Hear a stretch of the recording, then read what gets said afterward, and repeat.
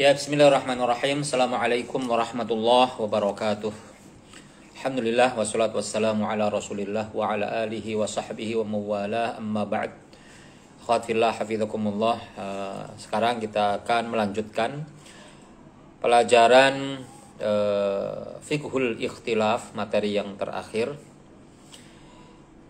yaitu masih tentang sebab-sebab perbedaan di antara para ulama, dan kita akan membahas sebab perbedaan karena ta'arud al-adillah. Yaitu bertentangannya dalil-dalil. Jadi ada dua dalil yang nampak terjadi pertentangan. Yang satu bilang boleh, yang satu tidak boleh, itu artinya bertentangan. Ini pembahasan kita pada hari ini, ta'arudu al-adillah, sebagai materi yang terakhir. Sebelum itu kita sampaikan tentang kisi-kisi UAS ya. Intinya adalah kisi-kisi UAS ini adalah tema-tema yang belum kita lakukan ujian di UTS ya.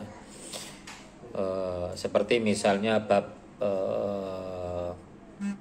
al-ikhtilaf fi qawaidil usul. Jadi di antara penyebab perbedaan pendapat di antara para ulama adalah perbedaan dalam masalah usul fikih. Juga termasuk hari ini kita akan membahas ta'arudul adillah, juga berkaitan dengan sebab-sebab terjadinya perbedaan pendapat di antara para ulama. Termasuk yang sudah kita bahas tentang keutamaan mengambil pendapat jumhur al-ulama, juga perbedaan para ulama dalam masalah akidah, dan hal-hal yang lain yang kita pelajari di luar kisi-kisi yang ada di UTS. Jadi di luar itu kita akan masukkan pelajaran materi-materi yang belum diujikan di UTS, itu akan menjadi mata uji dalam UAS kita nanti. Baik, kita lanjutkan bahwa penyebab perbedaan pendapat di antara para ulama dari sekian banyak sebabnya adalah disebabkan karena ta'arudu al-adillah, karena terjadinya pertentangan dalil. Jadi bertolak belakang antara satu dalil dengan dalil yang lainnya. Pertentangan itu bisa terjadi, ada yang am, ada yang khos, yang satu umum, yang satu khusus. Ada yang mutlak, ada yang muqayyad ya. Ada yang perintah yang bersifat mutlak ya kan. Ya. Ada yang juga pertentangan antara yang hakiki dengan yang majazi ya kan.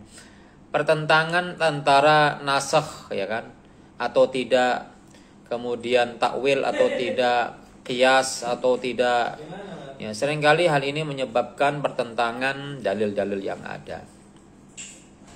Oleh karenanya,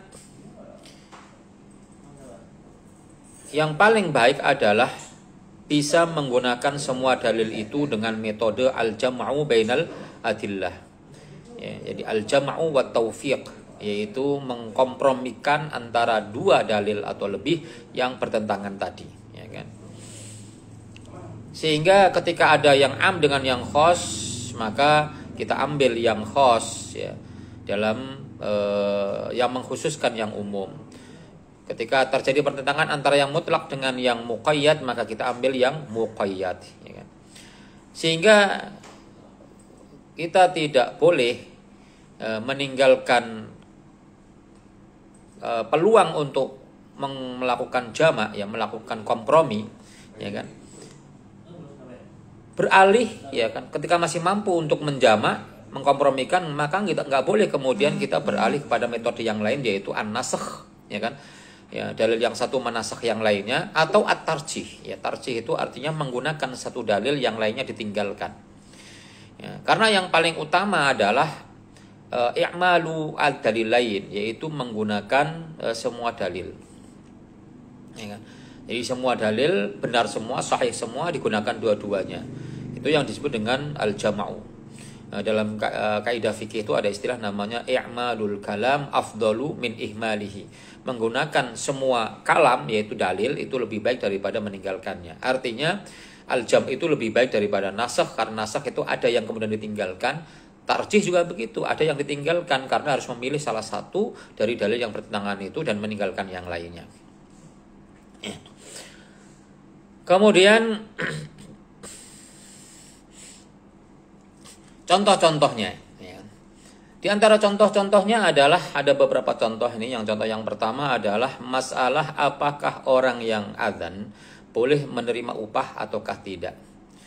Jadi kalau ada adzan kemudian diberikan upah supaya dia selalu adzan di situ seperti marbot, ya kan. Kemudian dikasih gaji. Ini boleh ataukah tidak? Ya, ini nanti juga kemudian berlaku pada pekerjaan-pekerjaan agama, pekerjaan-pekerjaan ibadah yang lain, ya, seperti mengajarkan Quran dan lain sebagainya. Ya, jadi apa hukum, ya, mengupah, ya, atau mengambil upah bagi orang yang adzan?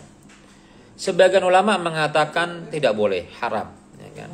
Haram seorang muadzin mengambil upah dari adzan yang dia lakukan. Dalilnya adalah hadis Utsman